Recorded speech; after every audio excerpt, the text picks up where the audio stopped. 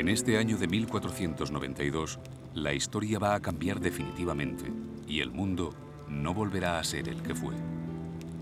Tras 8 siglos de guerra, los reyes católicos han derrotado y expulsado de España a los últimos árabes de Al-Ándalus. Las naves de Cristóbal Colón, mientras tanto, atraviesan el Atlántico sin saber todavía que están a punto de descubrir América.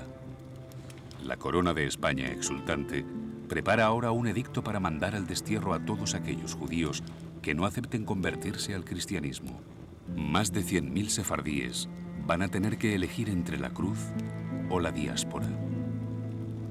Il vestito aburracato di tua alma disciò caer una lágrima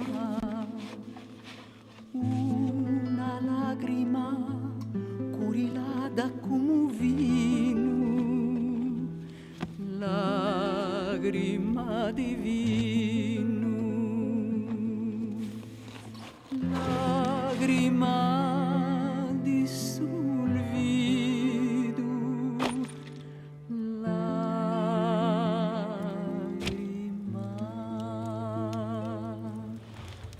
sta solo. Es una desgracia que el rey y la reina de España tengan que buscar su gloria en gente inofensiva.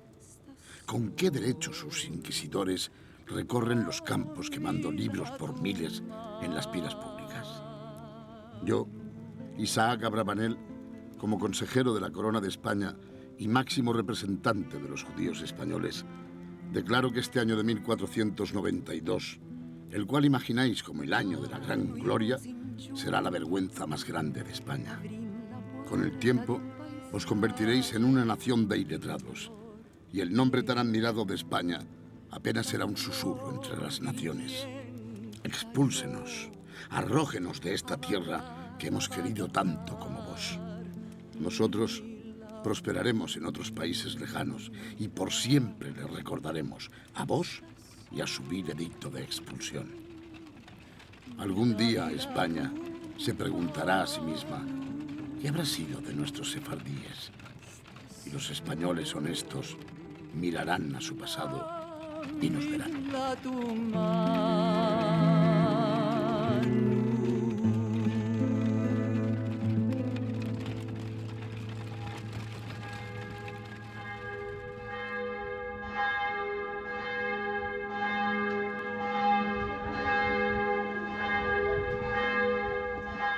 Más de 500 años después de la expulsión, como profetizó Isaac Abravanel, España ha vuelto la mirada hacia el pasado y apenas queda nada de aquellos sefardíes. ¿Dónde están hoy los descendientes de aquellos judíos españoles condenados al exilio? El rastro de 5 siglos de diáspora conduce a Jerusalén, el destino de miles de judíos diseminados por el mundo. En esta ciudad triplemente santa viven unos 100.000 sefardíes, a pesar de que los historiadores hablan de una cultura al borde de la extinción y de un pueblo prácticamente desaparecido. Y aquí vive también un hombre en el que coinciden los investigadores, Eliezer Papo, un joven rabino al que muchos consideran el último sefardí. La demanda de ser sefardí es una demanda de identidad. Y como cualquier otra identidad, esta identidad también, antes que todo, tiene que ver con la lengua, con los usos y costumbres, con la mentalidad, con las comidas. Se trata solamente de una identidad cultural, nacional, religiosa, todo esto mezclado. Nacido en Sarajevo, abogado, novelista y profesor de ladino o de judeo-español, es decir, de la lengua que hablaban los sefardíes cuando salieron de España, Eliezer Papo pertenece a la primera generación de sefardíes que ha tenido que aprender el idioma ladino en una escuela. Es, por eso, la gran esperanza de los que se resisten a la desaparición de una cultura y una lengua que han sobrevivido intactas a 5 siglos de destierro. Eliezer enseña ladino en la Universidad Ben Gurión, en Beersheba, y también en esta escuela de secundaria en Jerusalén. Es, además, rabino errante, como él dice, y gracias a ello conoce personalmente a los más ancianos de las pequeñas comunidades sefardíes que quedan en Europa. Sara debe conocer a mi familia. La mujer grande. No, la mujer guarda. Ah, guarda. Secreto que no sabe. Entonces, bueno, queremos escuchar la comida. Aide. La comida de la mañana, la tarde la traigo atrás. La comida de la mañana, la tarde la traigo atrás. Pero su asignatura pendiente como investigador ha sido siempre la de viajar a Sefarad, como llaman los judíos a la España medieval de la que fueron expulsados. Ver con sus propios ojos es el lugar en que surgieron las leyendas más íntimas de la cultura sefardí. Hay que entender que Sefarad para los judíos no es un lugar geográfico real. Cuando un judío dice Sefarad, cuando un judío sefaradí dice Sefarad, él realmente está pensando de un mundo mitológico, un país surreal, un país espiritual, un país al cual no se llega a pie, un país que existe en nuestra mente nacional. ¿Dónde está la llave que estaba en cajón? Mis nonos la trujeron con grande dolor. Mis nonos la trujeron con grande dolor. De su casa, de España, de España. Los judíos llevaban 1500 años en España cuando fueron expulsados. Habían llegado como esclavos del Imperio Romano desde la antigua Palestina. La Biblia les menciona como el pueblo de Jerusalén confinado en Sefarad, que algún día regresará a las ciudades del Negev. Con ellos, la ciencia, la filosofía, el comercio, alcanzaron en aquella España de las tres culturas cotas de verdadero esplendor. Con ellos se marchó una parte del país y se fueron también algunas de las leyendas y cantigas más bellas que se habían oído jamás en la península ibérica. De nuestra casa, de España, de España. De verdad, mismo mi familia, ellos no se concienciaron de lo que estaban guardrando. Y no se concienciaron, así como no se conciencia uno de la lengua que habla, de la tierra que pisa, de la patria que ama. No había lugar para rencor contra la España. La España era solo nostalgia, ma nostalgia no mía, nostalgia de mis antepasados, que me la mandaron, me la dieron con las cantigas, con la lengua. Ma para mí la España era un lugar fantástico, hasta que no metí pie allá. Era como si no existiera. Nuestros sentimientos para España son los que tendría un hombre a una mujer que amaba y lo engañó. Sueños de España. No se puede comparar la expulsión de España con ninguna de las otras expulsiones, ni con la de Inglaterra, ni con la de Francia, porque en ninguno de los otros países había una comunidad judía tan asentada, tan arraigada, con una historia tan larga, con mitos de pertenencia tan firmes. O sea que desde el punto de vista judío se trataba de un trauma terrible. ¿Dónde está la llave que estaba en cajón? Una de las leyendas más importantes de los sefardíes cuenta que los judíos expulsados en 1492, convencidos de que algún día podrían regresar a España, no solo se llevaron el idioma que allí hablaban, también llevaron consigo las llaves de sus casas. Y las llaves, como tesoros, pasaron de generación en generación a lo largo de los siglos. Aún hoy, dicen que los sefardíes conservan aquellas llaves de ese país al que llamaban Sefarad. Sueños de España.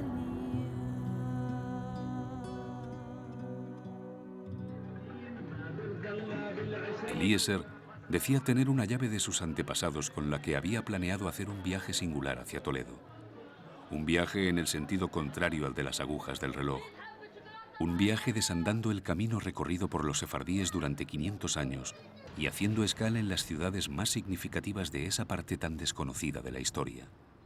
Para eso, debía desempolvar los viejos mapas, porque la expulsión dividió a los judíos y los dispersó por todo el mundo. Un primer grupo cruzó el estrecho de Gibraltar y se instaló en el norte de África. Otros, la inmensa mayoría de los que se negaron al bautismo, viajaron hacia las grandes metrópolis del Imperio Otomano, como Estambul y Salónica. El tercer grupo, el de los conversos, el de los que cambiaron de Dios, permaneció en España practicando secretamente el judaísmo y poco a poco fue huyendo de la Inquisición hacia el norte de Europa, a ciudades como Ámsterdam o Hamburgo, para embarcar posteriormente al Nuevo Mundo. Eliezer fijó como primer destino la milenaria Salónica, la ciudad que representa la mayor tragedia de los sefardíes y el afán enorme de supervivencia de ese pueblo. En la Edad Media, Salónica y Constantinopla eran las dos grandes metrópolis del vasto Imperio Otomano, el único del mundo que ofreció públicamente refugio a los expulsados. La presencia del judeo español en esa ciudad era tal que a Salónica, hasta 1943, se la llamaba la República Judía.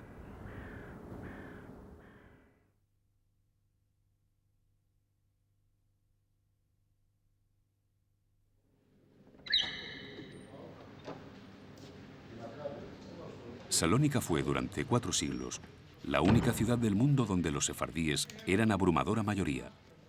80.000 judíos frente a 30.000 griegos y 40.000 musulmanes en 1912, en el momento en que Atenas arrebató a los turcos la soberanía de la ciudad. El Imperio Otomano, que jamás prohibió sus ritos ni su lengua, supuso para los sefardíes una estabilidad de más de 400 años, similar a la que habían tenido en la antigua Sefarad. Su castellano medieval fue hasta el comienzo de la Segunda Guerra Mundial la lengua mayoritariamente hablada en la ciudad. En Salónica el comercio, la cultura, estaba todo en las manos de los judíos. Todos hablaban castellano, este idioma español, y se sentían a las calles, se sentían a las casas, fin a que los alemanes tomaron todos los judíos y esta hermosa lengua no se siente más en Salónica. En marzo de 1943, Salónica fue invadida por las tropas de Hitler y el 95% de los sefardíes fueron enviados al campo de concentración de Auschwitz. Cuando vinieron los alemanes aquí, empezaron la propaganda antisemita versus los griegos, prometiéndolos que cuando iban a salir los judíos de aquí, les iban a dar todas las moradas, las casas y las grutas judías. Lo que empezó a elaborar a los griegos pruebas que no tenían ni casas, ni grutas, ni nada. Por esta razón, muchos griegos y de toda la Grecia, solo en Salónica, colaboraron con los alemanes y de ahí empezaron a los mandar en 19 deportaciones que hubo, trenes, quiero decir, grandes trenes de Salónica, cada uno con 2.500 personas, y esto se pasó entre el marzo 1943 hasta el agosto 1943, quiere decir, una comunidad de una historia de 2.300 años se desapareció de Salónica en 6 meses. Los judíos que tornaron de los campos no querían hablar en español más, porque español quería decir judío. Aquí los griegos decían, este habla en hebreo. Español, para ellos, era hebreo, porque lo hablaban los judíos.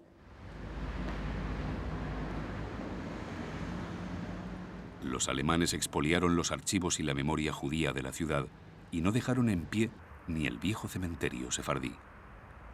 Con sus 30.000 lápidas hicieron, entre otras cosas, una piscina para los oficiales nazis. El Bet Haim de Selanik, así los judíos llaman al cementerio. Bet Haim quiere decir la casa de vivos, o la casa de los vivos. Pocos son cementerios que este nombre les queda tan bien como el nuevo cementerio judío de Selanik, la casa de vivos, porque solamente los que sobrevivieron el Holocausto y sobrevivieron el ataque alemán cruel sobre esta comunidad antigua, tuvieron la suerte de poder estar enterrados. Tuvieron la suerte de tener una tumba. Tuvieron la suerte de no volarse con el fumo. De 55.000 tornaron muy pocos. Ama estos sí continuaron con la vida, sí fundaron una comunidad vibrante. Abrieron un cementerio que está simbolizando la continuación de la vida.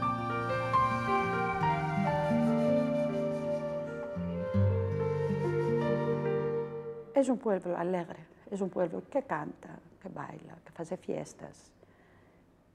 Es un pueblo que está agradeciendo filhos de nuevo. No te puedes hacer una idea que quiso decir yo, que era criatura después de la guerra. La primera vez que vi criaturas judías ajuntadas en un club que hicimos, me metí a llorar y era criatura. Y no sabía lo que sé hoy por lo que pasó. Malgrado tanto, cuando vi que había criaturas, me metí a llorar. La nueva generación es un milagro. Hay una canción judía española popular que tiene un verso que dice: en tierras ajenas yo me voy a morir. Entre lo tanto, ¿sí? Y los judíos de Selanik o de Saloniki, cuando eran llevados de Selanik a campo de concentración, a Auschwitz, en estas trenas cantaron esta canción trocando la última palabra de este verso, diciendo en lugar de en tierras ajenas yo me voy a morir, cantando en tierras de Polonia yo me voy a morir. Blanca sos, blanca vistes,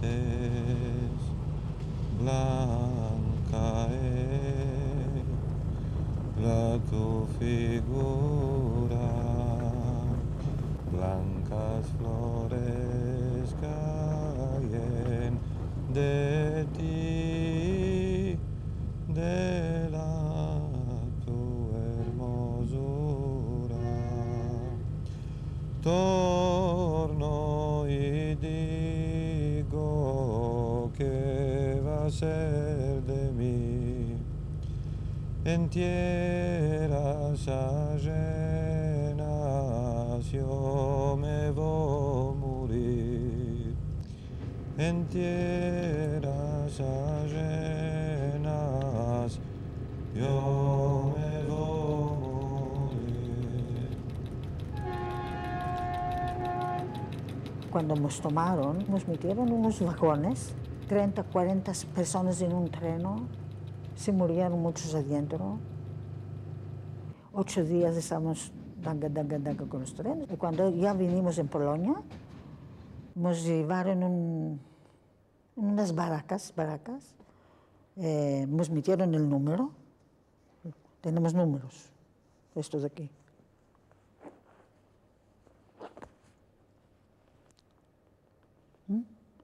Nos metieron los números, después nos cortaron los cabellos, no con máquina, tic, tic, tic, tic. Y después nos tomaron toda la ropa, les daban un chabonico que les decían que van a hacer baño y no salían más de ahí. Después me vine aquí en Salonic y la vida era siempre no alegre. Siempre teníamos el mal adentro. Después me casé, fiz familia, tengo una hija y un hijo. Además, la noche no podía dormir, me parecía que iban a venir los alemanes, me van a tomar los hijos. Y a mí, siempre. Digo una cosa, este mundo, ¿de quién es? Esta tierra, ¿de quién es? No es del Dios, no es del... Y se están matando. ¿Por qué? Nada nos muestra. ¿Es alguna cosa muestra? Así, esto pienso. Digo, ¿de qué? ¿De qué? Cuando vienen a comparar la expulsión con el Holocausto, no me queda bien en la oreja. No se puede comparar echar a un pueblo y matar a un pueblo.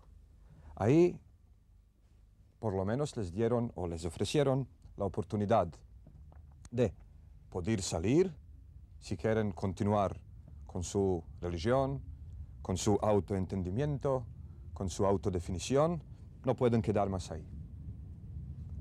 ¿Quién diera si la misma oferta fue dada por la mano de los alemanes? Si decían a los judíos, bueno, aquí tenéis todos que convertiros a cristianos, bueno, protestantes, católicos, haceros alemanes, o tenéis que salir. ¿Quién diera? Ya que rey de Asia, y 3 hijos tenía y la una labraba, y la una labraba,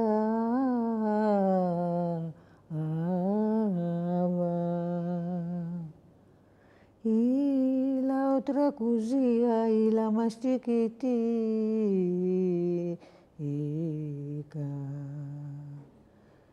Y la más chiquitica,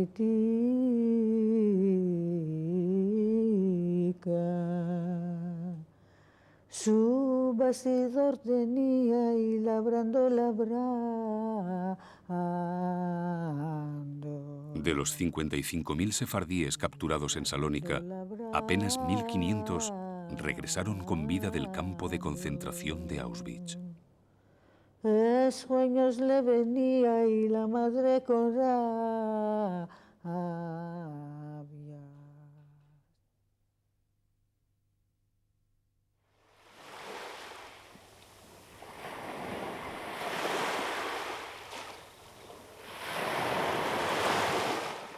La más exótica de las comunidades sefardíes de la tierra vivía tan distante del nazismo que apenas oyó hablar del Holocausto. Eran los descendientes de aquel grupo de judíos que en 1492 aceptaron el bautismo para no ser expulsados. Secretamente siguieron practicando el judaísmo en España y Portugal hasta que la Inquisición les iba descubriendo. Eran los conversos, los que acabaron huyendo a Londres, Ámsterdam o Amberes y se embarcaron posteriormente al Nuevo Mundo.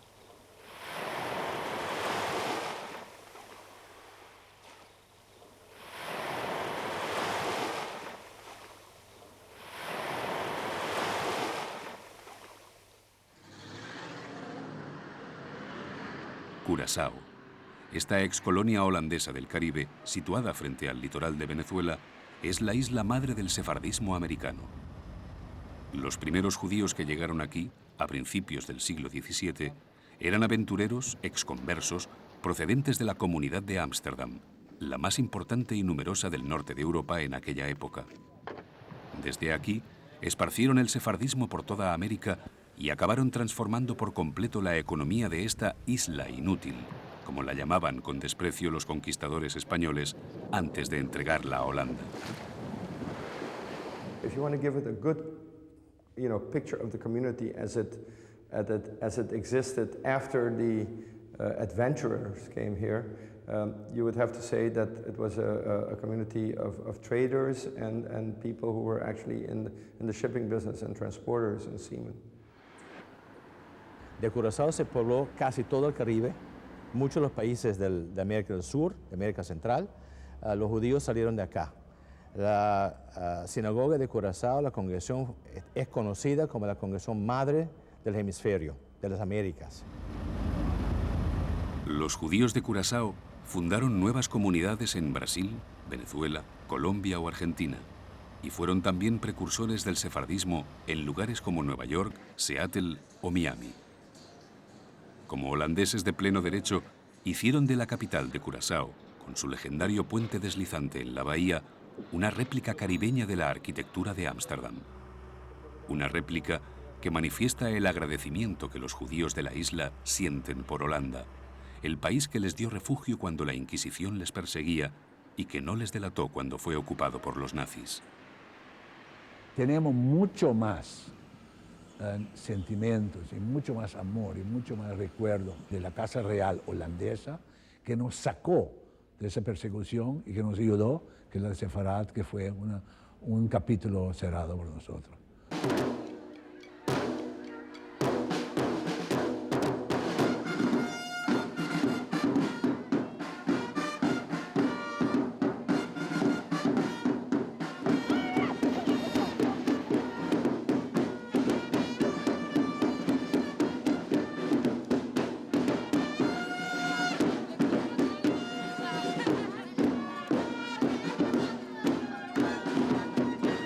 In Curacao, we were received very, very nice, and we feel very close to Curacao. Of course, also to Holland, where we came from, and from the other places like Spain and Portugal, but that was years ago.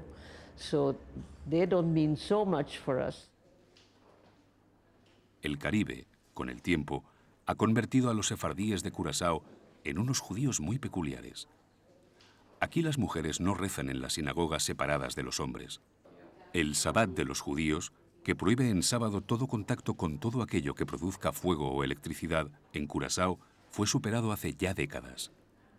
Y la estricta dieta kosher de los judíos, que no permite comer cerdo o mezclar la carne con los derivados lácteos, es también, en esta isla, un recuerdo del pasado.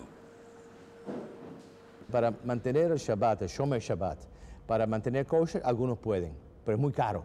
Porque no olvide que en Curazao no crece nada. No hay sujet, no hay nada aquí que nosotros mismos podemos hacer carne o sea lo que sea. Todo es importado. Y por importación cuesta plata. La vida de ser un judío, digamos, ortodoxo en Curazao, ortodoxo, estamos usando la palabra muy cauteloso, es difícil. Respeto a la gente que no trabaja el sábado, respeto a la gente que no come kosher, pero yo lo respeto, pero no lo hago. Y no me siento menos judío, porque creo yo que es la conexión que tiene con el Señor ahí, que es lo que hace el judío, y no lo que come y bebe. Curazao se libró del Holocausto, pero no de lo que llaman los judíos la tercera diáspora. Los descendientes de los sefardíes de la isla, como los descendientes de los sefardíes de toda América del Sur y Central, abandonan poco a poco sus orígenes, buscando una vida más próspera en el llamado primer mundo. En un momento dado había 2.000 judíos en Curazao. Hoy día no creo que queda más de 300, 350. Mis hijos estudiaron en los Estados Unidos, regresaron. Hay muchos que estudian en Holanda o en Estados Unidos o en Colombia, en Venezuela, y no regresan porque ya tienen más oportunidad allá.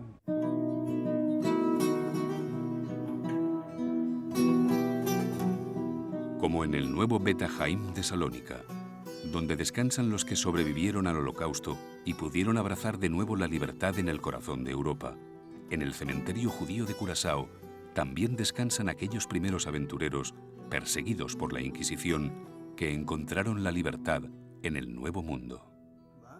Llegaron al hogar de sus sueños, encontraron de nuevo la cultura española, encontraron de nuevo la España, pero con igualdad.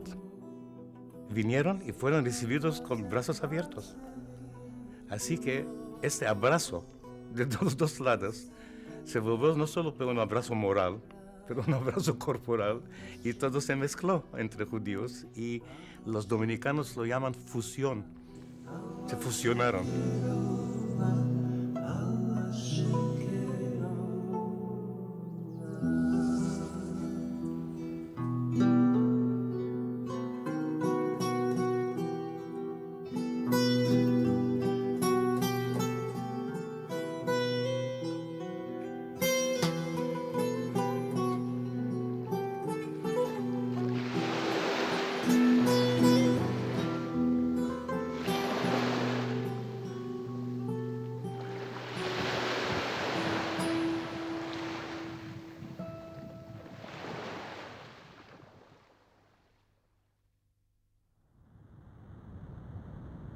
Eliezer fijó una nueva escala antes de continuar el viaje hacia Toledo, Sarajevo, la ciudad donde él nació. Ajena por completo al devenir de los judíos americanos, Sarajevo, Sarai, como se dice en ladino, heredó en 1945 la capitalidad del sefardismo, tras el exterminio de los judíos de Salónica. Pero poco le duró el esplendor a esta ciudad, una de las más bellas y atormentadas de la tierra. En 1992, una bárbara guerra civil aniquiló la convivencia de tres culturas que históricamente habían vivido en paz. Los sefardíes, una vez más, se vieron obligados al exilio. Yo soy Mauricio Al-Bahari, un sefardito de Sarajevo. Perdóname, no puedo hablar bien a lengua español. Cambio esta lengua para lengua bosníaca.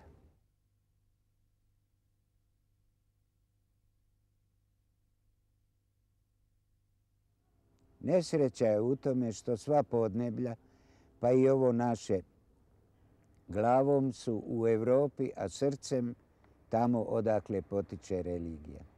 Naši muslimani su sa srcem u Saudijskoj Arabiji, naši katolici sa srcem u Vatikanu, mi Jevreji sa srcem u Jeruzalemu, a glavom smo svi u Europi. Možda bi trebali reducirati naša osjećanja i shvatiti jednom da smo djeca Bosne. Bosnia is a country in which we have three huge ethnic groups, Serbs, Croats, and Bosniak Muslims. Probably these three groups can be counted like three ingredients in the bread: water, yeast, and flour. Jews, we are just like a little bit of salt between two fingers, and we gave some taste to this bread. So to the Bosnian state or to the Bosnian country, we gave some special taste. It's clear that bread can exist without salt, and Bosnia can exist without Jews, but definitely it should be tasteless like bread without salt. Para ir a Sarai de mi nacimiento o de mi chiquez, no basta de tomar un billete de vuelo para un aeroplano, ¿sí? Hay que tomar un billete de máquina de tiempo, porque esta ciudad, como yo la conocí, no existe más del todo.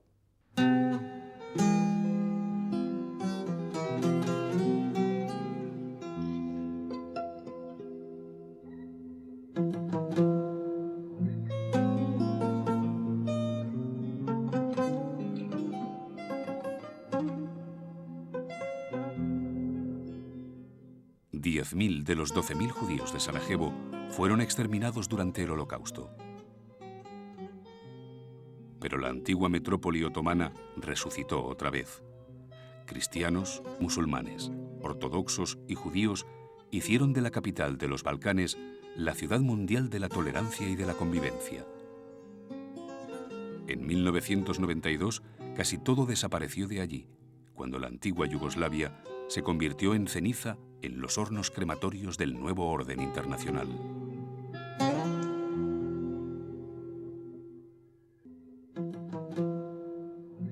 Nosotros todos, me parece, tenemos una distancia psicológica que la estamos haciendo al propósito. Tiene que ver con la mentalidad bosníaca o yugoslava o la mentalidad de la gente de los Balcanes, de preferir de no hablar de este tipo de cosas, o si hablas, entonces ponerte muy cínico, hablando por medio de chacás, de chistes, de burlas. Yo no conozco ni una única persona que vivió ahí antes de la guerra, que la guerra no influyó en su vida.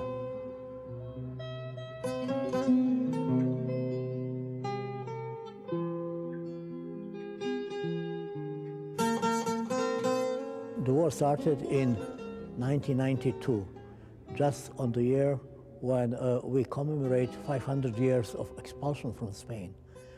When the war started in Bosnia, the Spanish king offered hospitality for the 50 Sephardic Jewish families from Bosnia in Spain, and 120 persons took the chance and went to Spain. A lot of them are still in Spain. A lot of them became Spanish subjects. Few of them came back home because nostalgia is a typical Jewish disease, and some of them just choose to be back home in Bosnia. Tu madre cuando te parió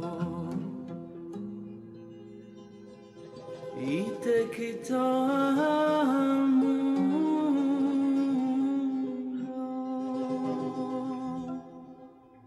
corazón ella no te dio para amarse tú. La guerra de Sarai, aunque sea que yo salí de la ciudad antes de que la guerra empezó, fue mi guerra 100%. No mi guerra por tomar parte, pero mi guerra por topar bene. Adiós, querida. Familia, comunidad, amigos también, todo esto es un organismo. Así que el organismo sufrió un ataque.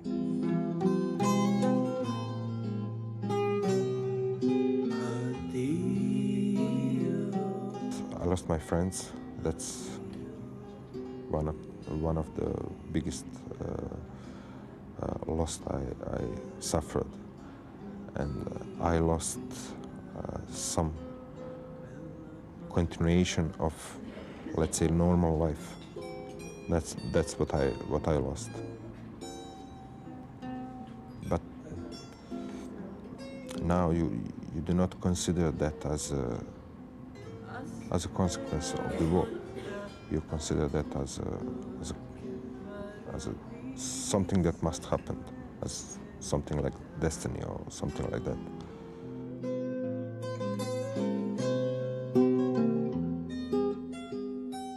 Everybody lost the war. So I think that only 200,000 people, they lost the war. They lost their lives. Nobody won the war.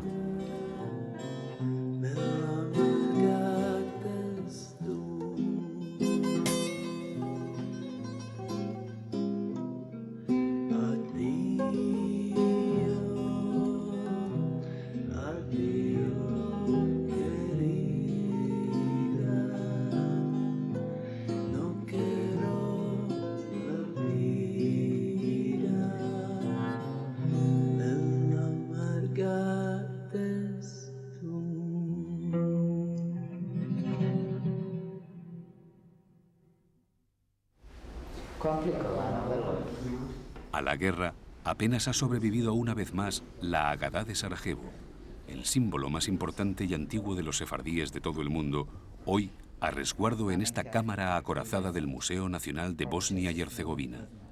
Nadie sabe cómo llegó a esta ciudad este libro que narra el éxodo de los judíos a través del Mar Rojo y que es uno de los manuscritos ilustrados más antiguos de Europa. Fue elaborado entre 1350 y 1370 en Cataluña y, burlando a la Inquisición, viajó hasta el Imperio Otomano en manos de una de las familias sefardíes expulsadas de España. Haggadah became the legend because she survived all these things. She survived expulsion from Spain. Book survived Inquisition in Italy. Book survived a long journey from Spain and Italy to Bosnia. Book was saved during the Second World War when the Germans tried to take the book, when the director of the museum said that the book was already taken by some other German officer. Book was again saved in the last Bosnian War when this museum was just on the front line. And with all these survivals during different wars, book also proved that it's not easy to destroy the culture, the language, and the people. And just because the book is something like a phoenix, surviving always, the Haggadah became a part of the myth of a long-lasting Jewish flame of life and probably long-lasting Bosnia.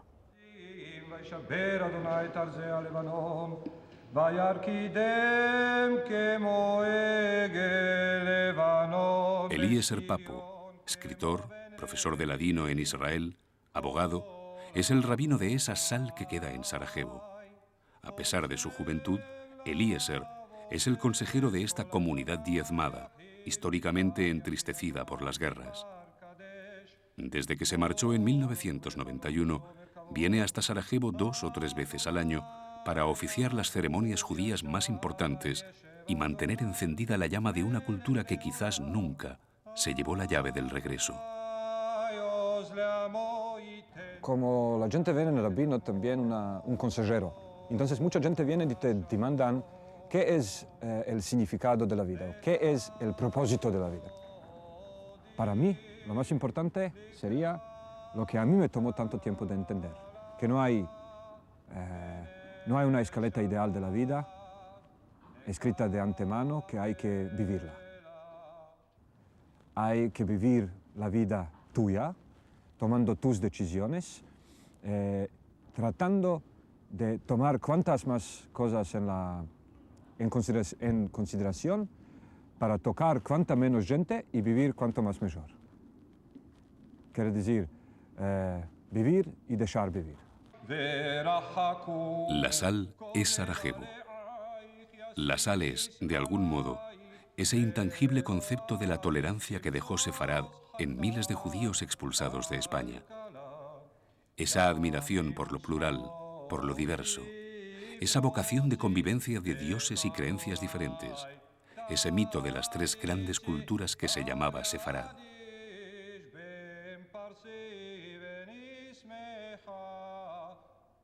Es típico, diría yo, del judío español o sefardí, la síntesis de la fe con la ciencia. Puede uno ser hombre religioso al mismo tiempo abierto a la ciencia, que es lo que pasa en el mundo, en la filosofía, en la matemática, en la física. Segundo, era típico para los españoles, los sefaradim, alejarse del extremismo, no ser extremista en nada. El camino de en medio, el que había enseñado el filósofo Maimónides, que nació en Córdoba, y que él había una gran influencia, el filósofo, que el camino de en medio no va a encontrar usted sefaradim en ningún partido político de tendencia extremista.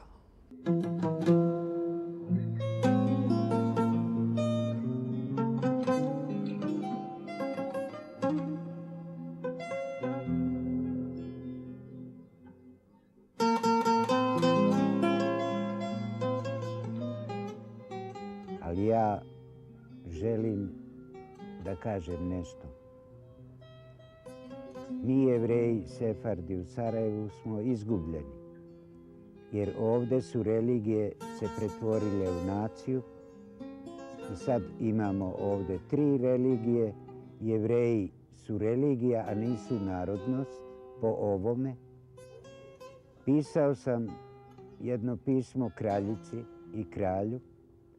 Odgovorili su mi srdačno da imam pravo da postanem ponovo Španjolac jer sam dijete Španije. Ali administracija to ne odobrava, postavlja uslove. Ja ne tražim ništa, ni penziju, ni pasoš. Hoću da imam svoju nacionalnost. I oprostite mi Španjolci, nisam dobio to zvanično, ali na mom grobu kad umrem, a ja sam blizu toga, napisat ću ovdje leži Sefard Španjolac. Adiós, adiós, querida, no quiero la vida, me la amarga. Una cultura sin país, una lengua sin patria. Eliezer había viajado por las principales ciudades donde habitó una cultura al borde hoy de la extinción. Su siguiente destino iba a ser la antigua Constantinopla, la ciudad donde se abrazan el oriente y el occidente del mundo. En ella, aún se podía ser testigo de un milagro.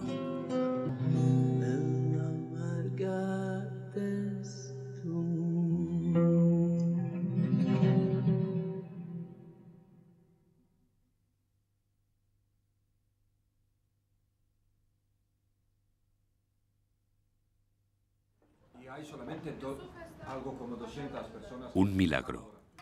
Esa noche en Estambul, como en las 150.000 noches que desde la llegada de los sefardíes precedieron a la caída del Imperio Otomano, se hablaría judeo-español. Sí. À votre santé.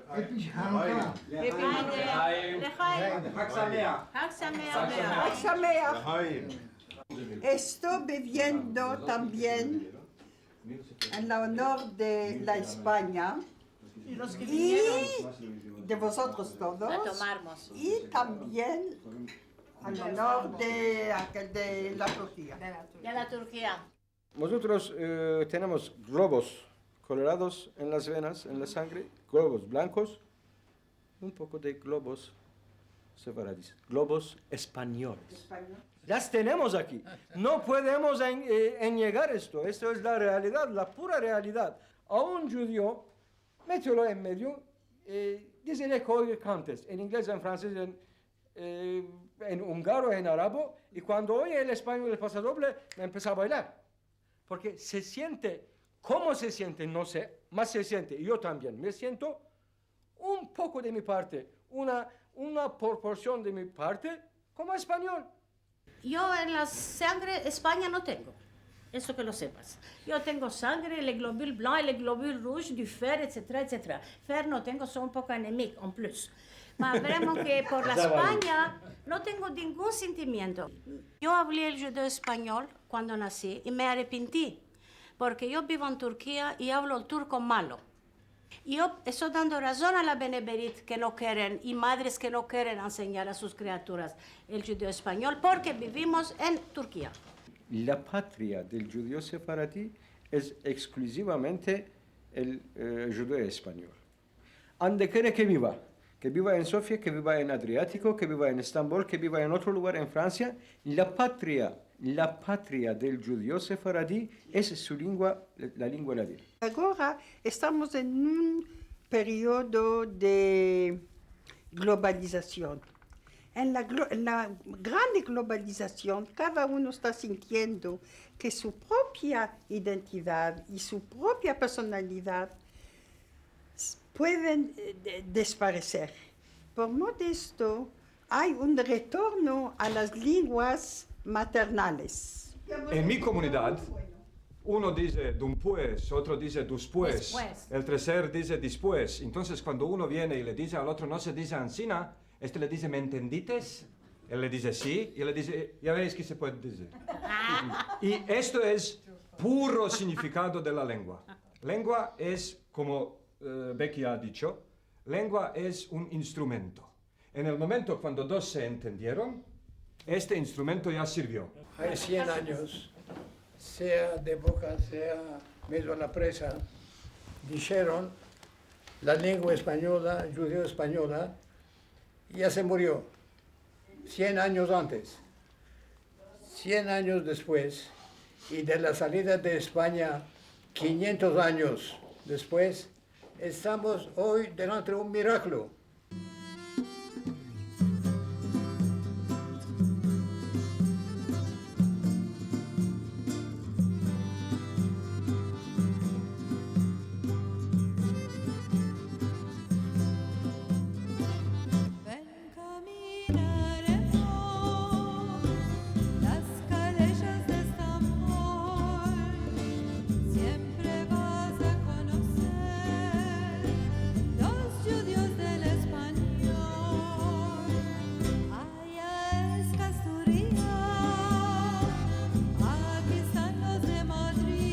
Hay que entender que toda esta gente salen de un mundo o vienen de un mundo que desapareció. Y para ellos, si quedan en Estambul 5 mancebos que lo hablan, o 500 personas de edad de 30 a 40, a 50 que la hablan, y unos cuantos miles de los viejecicos que la hablan, esto no es nada. Porque una vez, hace solamente 50 años, en Estambul hubo 80, 90 mil personas que la hablaban. ¿Sí? En la Turquía entera, 100.000 personas. Así que fue una lengua hablada por cantidades de gente. Y hoy día estamos hablando de unos cuantos activistas, ¿sí? En unas cuantas comunidades. Los sefardíes trajeron hasta el Imperio Otomano las primeras imprentas, los periódicos escritos en judeo-español e industrias que aquí apenas se conocían, como la seda, el cobre, el cuero o la artillería. La entonces capital, la tolerante ciudad de Constantinopla y otras metrópolis del imperio, especialmente Salónica, se convirtieron en el principal referente espiritual y cultural del mundo sefardí. Tanto es así que una de las leyendas que los sefardíes de Estambul recrean con más orgullo cuenta que en 1492, cuando el sultán Bayazid II abrió a los expulsados las puertas de su imperio, ordenó a uno de sus consejeros: «Decidle al rey Fernando de Castilla que le estaré por siempre agradecido, pues echando a los judíos ha empobrecido su reino para enriquecer el mío».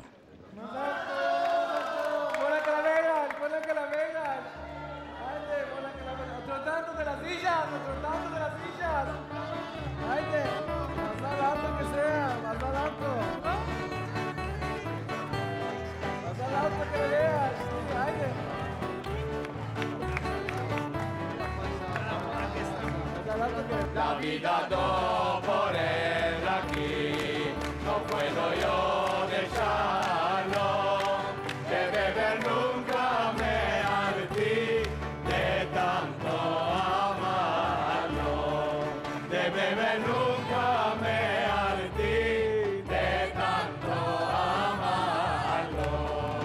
Eliamos hace diversar casamientos de oros, la vida nos hace pasar con risas y con lloros.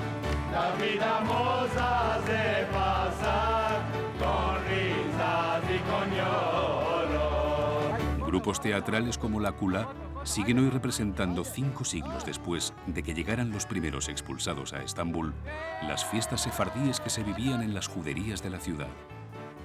Y es que, como en Salónica, aquí la lengua también se mantuvo intacta durante más de 400 años.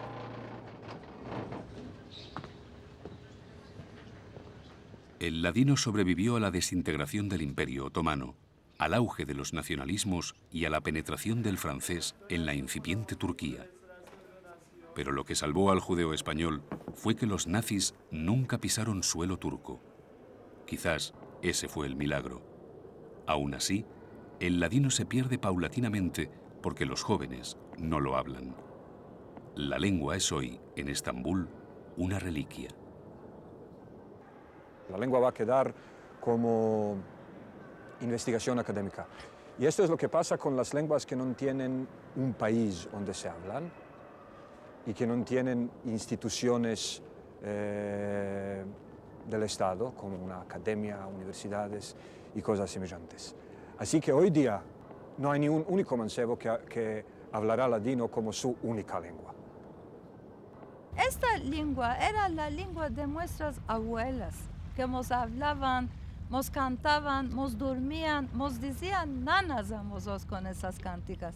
Nosotros ahora a los niños nuestros no los estamos durmiendo con esas nanas. Por esto ellos no saben esta lengua. Nosotros estamos luchando, puede ser con la música que podemos dejar una herencia. Otra persona está luchando, está escribiendo alguna poema, otro está escribiendo está haciendo una literatura. Puede ser que un día alguno la va a tomar y lo va a meldar o lo va a oír y va a continuar este modo.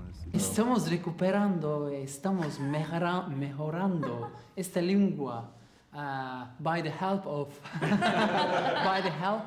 the songs. We are trying to improve our Spanish.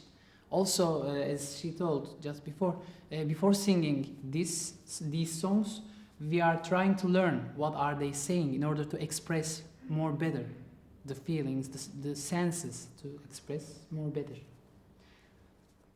¿Entiendes? Actually, we can't speak Judeo-Espanol, but our mother and our father, our grandmother can speak Judeo-Espanol, and also we can understand. By this way, we can sing these Judeo-Espanol songs, and also we know the meaning of them, but we can't speak Judeo-Espanol. Padre, cuando te parió y te quitó al mundo, corazón ella no te dio para amar segundo. Corazón ella no te dio para amar segundo.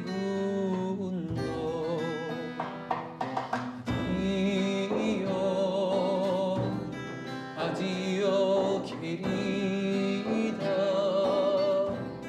no quiero la vida, me la amargaste tú.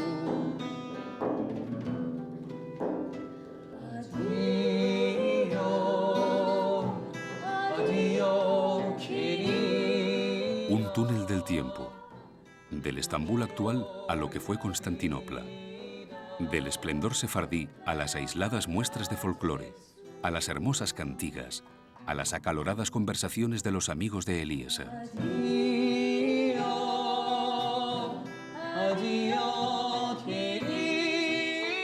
Había llegado el momento de retroceder aún más en el curso de la historia y poner rumbo a la que fue la capital espiritual de Sefarad, Toledo.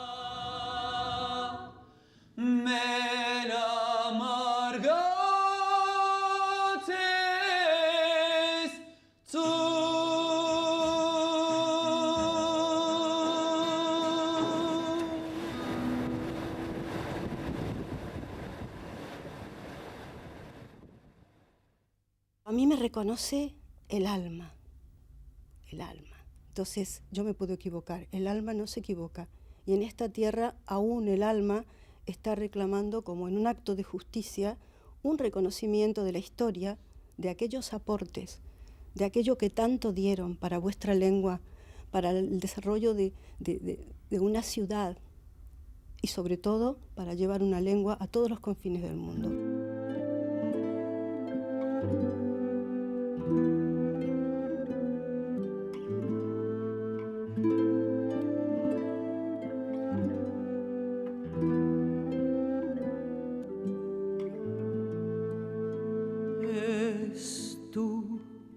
Es solo para ti y para mí, no les diremos nada, nada a ningún. Alfonso X el Sabio consiguió que Toledo, durante el siglo XIII, se convirtiera en la ciudad más conocida y envidiada de todo el Occidente. Como capital mundial de las letras y de la filosofía, aquel Toledo medieval llegó a superar la fama de la que había gozado Alejandría. Pero hacía más de 100 años que los sefardíes tenían aquí su sinagoga. Esta reliquia del siglo XII, construida por arquitectos árabes y que posiblemente fue primero una mezquita, sobrevivió hasta nuestros días gracias a que cristianizó su nombre y pasó a llamarse Iglesia de Santa María la Blanca. ¿Por qué uno quería ir a ver Toledo? Para poder imaginar mejor la época que es todavía tan relevante por los judíos en general y por los sefaradíes en particular. Quería ir y ver esta sinagoga para tener unas siluetas más claras cuando estoy pensando o durmiendo o soñando, ¿sí?, de esta época y de estos lugares.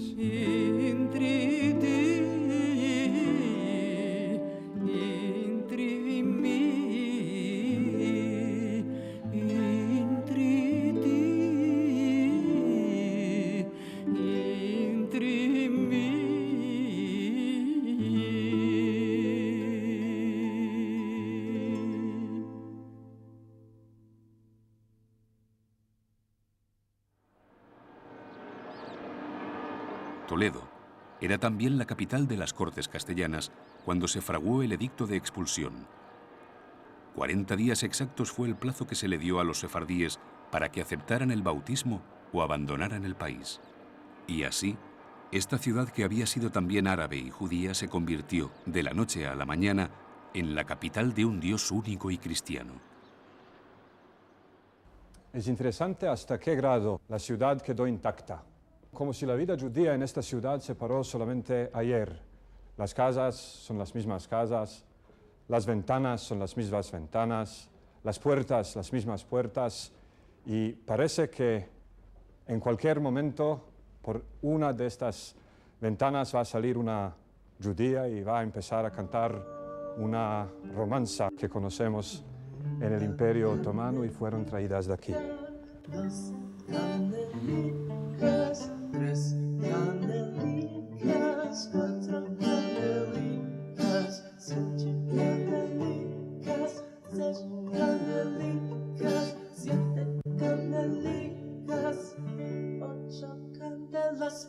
Eliezer nunca había estado antes en Toledo.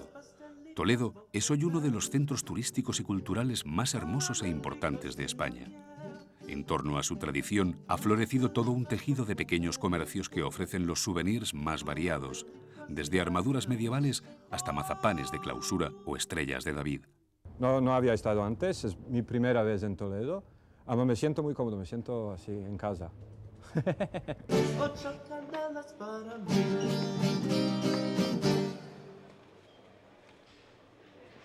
En el judaísmo existe un concepto de la imitación de Dios. Cada uno debe imitar los caminos del Dios, quiere decir, como el Dios está piadoso, entonces cada uno tiene de procurar de hacerse cuanto más posible piadoso.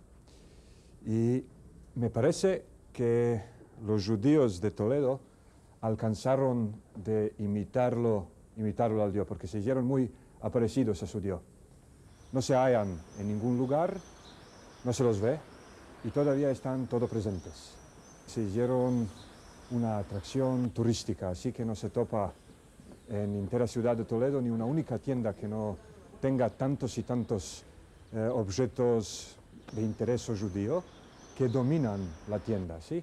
Será los platos con estrellas de David, será los platos con las menorás, será los vasos de Kiddush, será cualquier otro objeto de la liturgia o de la vida judía. Así que los judíos, aun que sea que no están vivos y presentes, tienen una presencia metafísica en la ciudad que se nota por todos lados. Hace muy pocos años que ha renacido en España el interés por la cultura sefardí.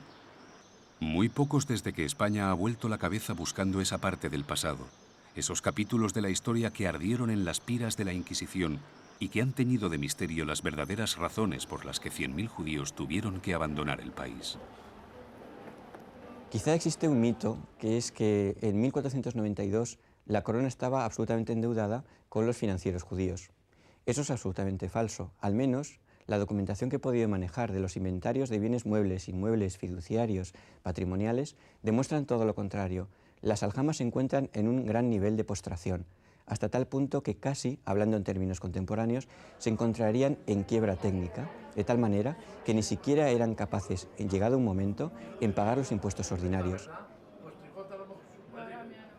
Los reyes católicos llegaron a la conclusión de que lo que podían beneficiarse de la presencia judía en España era menos importante que lo que podían ganar de una expulsión que permitiría una unidad nacional religiosa que era tan importante para quienes pensaban en términos de una reunificación de una España cristiana, totalmente cristiana, en donde la fe común era uno de los elementos más importantes para el poder monárquico. Y el precio que tenían que pagar no era tan serio y que valía la pena para, de esa manera, contar con el apoyo de la Inquisición, de la burguesía que no quería a los judíos y que veía en ellos un factor competidor y además odiado. Es interesante también pensar hasta qué grado los reyes o las autoridades pueden trocar totalmente la historia de un país por una decisión de un momento. Por esta decisión, España se hizo bastante despoblada. De un país que fue llevador, iba antes de todos los países de Europa en aquella época, por siglos quedó un país bastante afuera de todo lo que pasa. Así que las heridas de esta expulsión no las llevan solamente los judíos. O diremos, los judíos por seguro que las heridas siguen llevándolas. Ama puede ser que las llevan menos que España propia.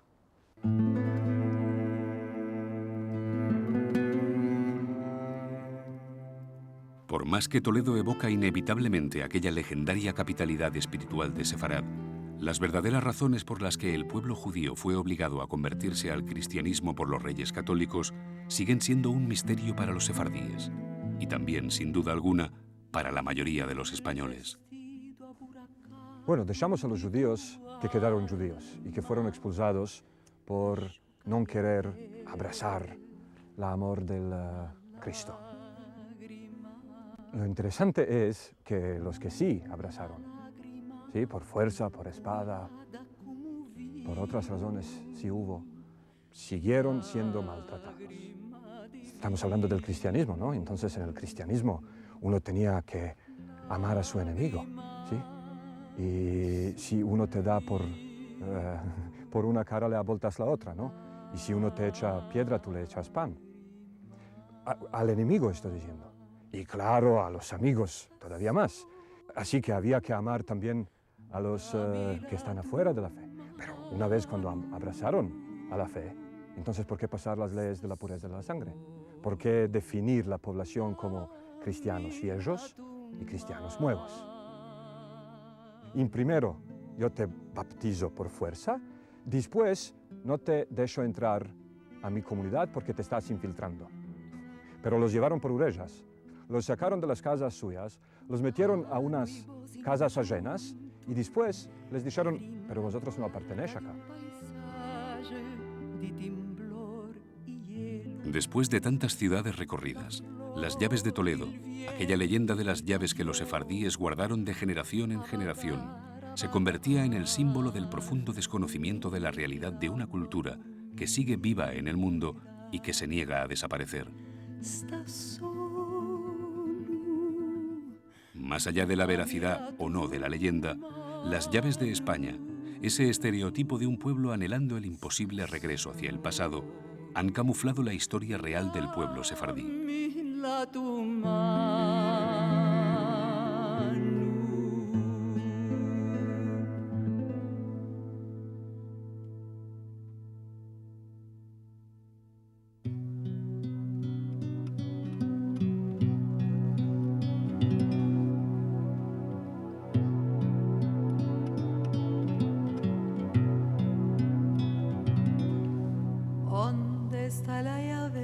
Estaba en Cayón.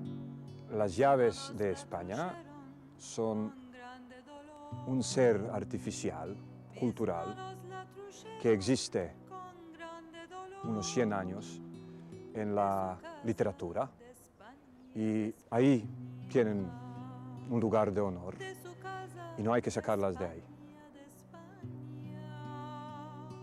Cuentan que a principios del siglo XX, el médico español Ángel Pulido conoció en un viaje por Turquía a un matrimonio sefardí que le contó, en ladino, la historia de la llave. Pulido la reescribió en castellano moderno, la publicó en sus memorias como si fuera real, y de ahí surgió la famosa leyenda, hoy convertida en parte de la historia de los sefardíes. Un pueblo que pierde su historia, pierde también senso por la realidad. Porque a mí me parece que uno se muere por lo menos 3 veces. Primera vez uno se muere cuando se muere la muerte física. Segunda vez uno se muere cuando se pierde su memoria, cuando no se acuerdan más de él. Tercera vez uno se muere cuando se falsifica su memoria. Sueños de España. Toledo, la capital de un largo desencuentro histórico entre dos pueblos que durante 1500 años habían forjado juntos una nación multiconfesional. Dos pueblos que perdieron la llave de una parte importante de su identidad. Tal vez por eso, la única llave de la que de verdad presumen los sefardíes es ese judeo español con el que Eliezer viaja por el mundo. Esa antigua lengua con la que ahora abría las puertas de Jerusalén.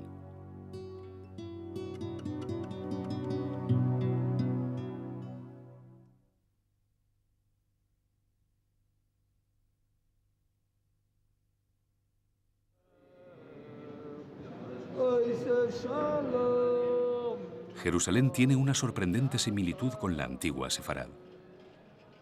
En Jerusalén, como ocurría en la España medieval, como pasaba en Toledo, conviven hoy las tres grandes religiones monoteístas del planeta: cristianos, judíos y musulmanes. Simbólicamente, Jerusalén es algo más que una ciudad. Es el final de la diáspora de un pueblo que tuvo que abandonar Tierra Santa hace más de 2000 años, camino de Mesopotamia. Esta ciudad representa el retorno de la diáspora bíblica, de la diáspora confinada en Sefarad, que algún día regresará y heredará las ciudades del Negev. El camino que comenzó en 1492 termina aquí en Israel.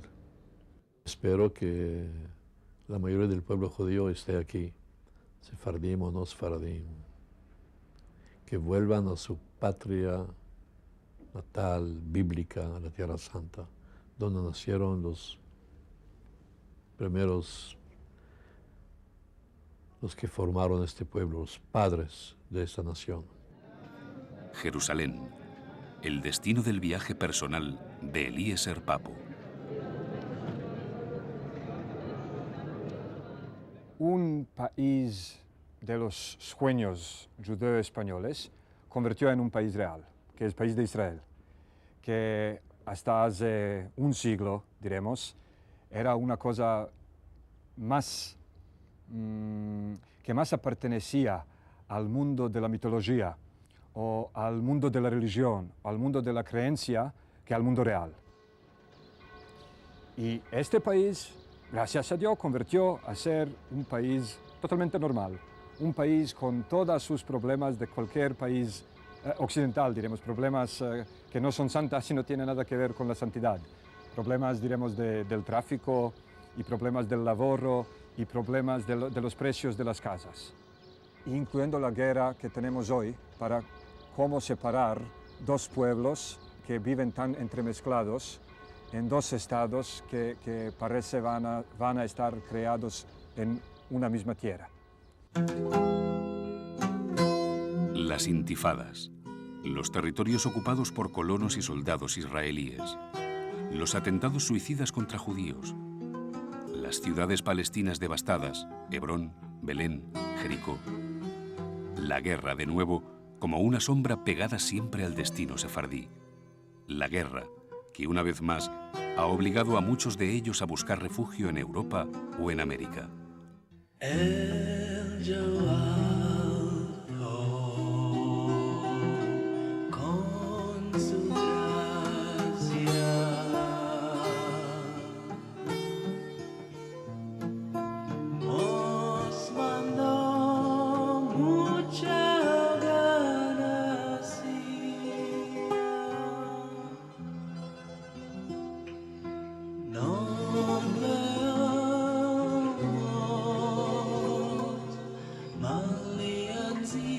Aunque la guerra en Tierra Santa ha sido solo uno de los problemas que los sefardíes tuvieron que enfrentar tras la creación del Estado de Israel en 1948 para seguir salvando su identidad y su lengua.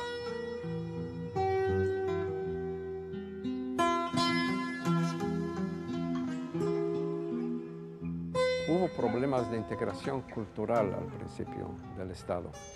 en los primeros años después de la creación del Estado, había aquí un slogan y era de hablar una sola lengua, tener una sola cultura, porque había un cierto temor de que tornemos a ser como la Torre de Babel, con 70 lenguas y 70 culturas diferentes, y entonces, ¿cómo haríamos una nación si estábamos hablando lenguas diferentes? Yo no sabía el hebreo, un poco lo sabía. Tuve por fuerza de empezármelo cuando fui al hospital a tener la criatura. Si yo no iba a hablar hebreo, me iban a dejar morir. Tenía que hablar una lengua que ellos entienden, ni italiano, ni francés, ni latino, ni nada, solo hebreo. Cuando salí del hospital me dijeron, ma tú sabes el hebreo, dije seguro, si no me iban a dejar morir allá. Ma yo continué a hablar el latino continuamente. Y para mí esta es una lengua hermosa, tiene una hermosura especial para mí. Yo puedo decir todo en esta lengua. No es una lengua que está muriendo para mí es una lengua viva. Yo escribo lo que quiero, escribo artículos científicos, todos que me lo den. No es verdad que no se puede escribir, que solo para cuentos populares y para la familia. No es verdad. Esta es una lengua que se puede usar. Buenos días. Matilda Cohen es la reina del ladino. Así la llaman en Jerusalén. Matilda es la creadora de la única gramática judeo-española que hoy existe. Es también la primera profesora de ladino que hubo en Israel. Y antes de abandonar la docencia, designó a Eliezer Papo como su sucesor para dar clases de judeo-español en la Universidad Ben Gurión en Beersheba y en la Escuela Amalia de Jerusalén. Pero Matilda es además el alma de este grupo de mujeres sefardíes que es único en el mundo. Este excepcional círculo de contaderas, como se llaman a sí mismas, se reúne al menos una vez al mes para hacer cenas con recetas sefardíes, para cantar viejas romanzas y para que no se olviden los viejos cuentos que durante 500 años viajaron en la memoria de la diáspora. Salió el lobo, bailó. Cuando escapó de bailar, le dijo, hoy te voy a comer. Ah, Dios, señor, ¿cuál es? Mira, no voy a venir otra vez. Dijo, no, hoy quiero que te coma. El hombre empezó a llorar, ¿cuál va a ser? Dijo, te va a hacer un placer. Me vas a decir dónde quieres que te empiece a comer. Le dijo, mira, cómeme de la orejica, que no ya me muserica. En Israel hay círculos, grupos que están encontrándose, están cantando. ¿Ma hasta cuándo? ¿Cuánta gente? ¿Cuántos jóvenes hay allá? Veremos, no se sabe, no sabemos. Puede ser uno de mis nietos, se va a despertar y va a decir, no, yo tenía una nona encina, ¿de qué no puedo continuar yo?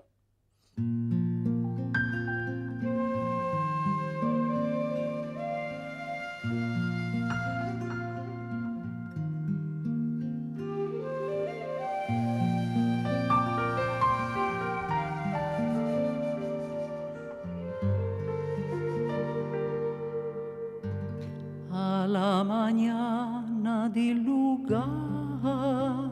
Eliezer Papo, rabino errante y sefardí. Él mismo desconoce su verdadero origen, aunque piensa por el apellido que sus antecesores podrían ser de origen griego.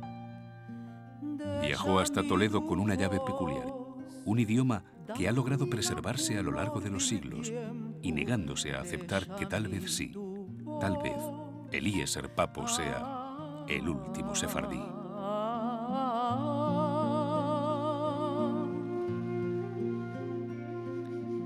Dame la color del tiempo para trucar los hoyos, para pasar cerca del río, déjame tu voz.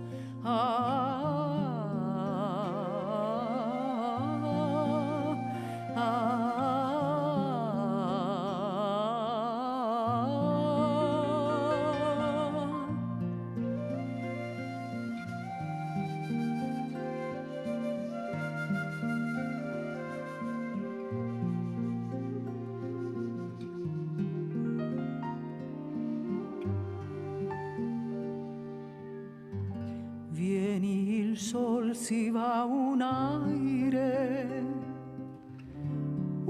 aire diluvia cargada come un velo di ricordus.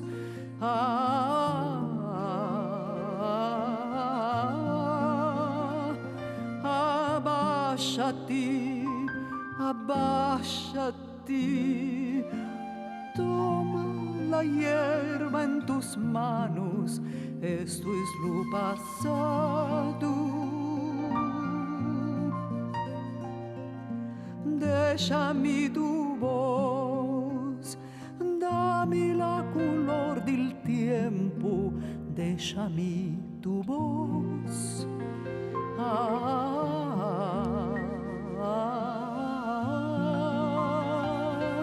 Abbasciati, abbasciati.